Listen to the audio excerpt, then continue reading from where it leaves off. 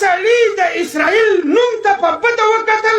یا یې دا لفظ په بې ادبه یې واخیستو د علماو نه تپوس وکړه چې دا مسلمان پاتې دی که نه دی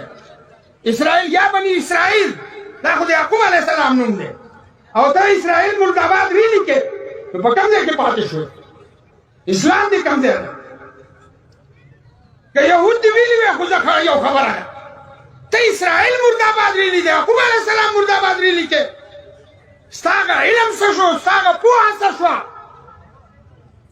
ستا د علماو سره صحبت څه شو اور ہمیں اب تو ان کو وکیل بھی مل گئے ہیں کہتے ہیں اسرائیل کو برا بھلا مت کہو یہ تو پیغمبر کا نام تھا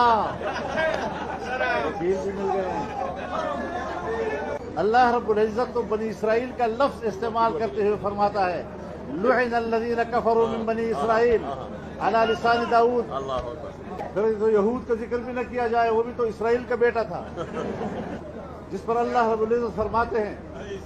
کہ ان کے لیے ذلت و مسکنت لکھی گئی ہے ان پر لعنت بھیجی گئی ہے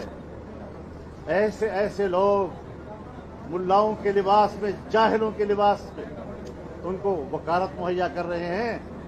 یہود اور اسرائیل پر بھی لعنت اور ان کی وکالت کرنے والوں پر بھی لعنت ہوتی ہے اسی لیے